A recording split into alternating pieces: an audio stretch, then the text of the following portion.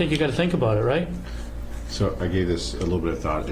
I don't think that we can engineer for a failure that we don't think. No, I don't think you can either. However, if it seems like, this is something that we're not authorized to do, I mean, we do have a pretty accessible legislature that if we bring up this problem with our representatives, anyone can submit a bill.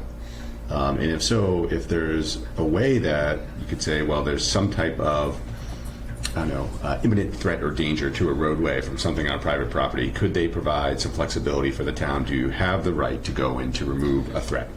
So if there's not that legal capability, then maybe we should think of asking for that and for something like that. And that would be a lot less expensive than us trying to oversize every culvert around a Beaver dam. Then you'd have to have the management around it. But, an interesting point there that if it's an actual dam, there's high and low risk dams, right? But Beaver dams don't get classified and they that way. are, yeah, that's right, they're not. Right. The state regulates those and forces us to do 3 of them here in our own town. Yet the Beaver Dam was much more problematic than anything else. So I think that's the question we have to ask at this point.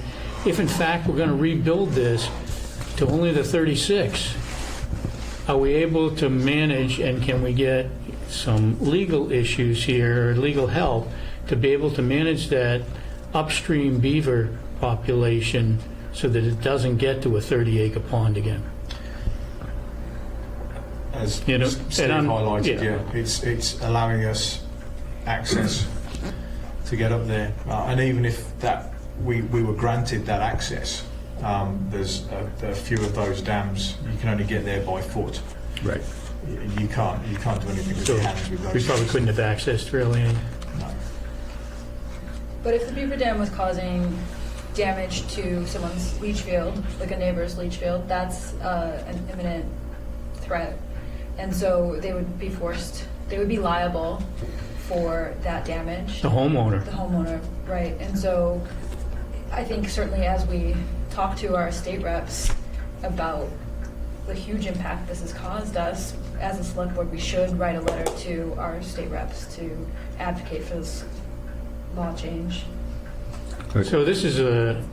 I was just say maybe we just to verify that we don't have any legal ability to address it first. Just to make sure, check with our counsel, so we're not asking for something that we may already have, we're just not aware of. In the past, we've been given permission by the homeowner, by the property owner, to go in there. Yeah. But before, I'm sure a lot of the property owners would allow us to go on if we just asked them.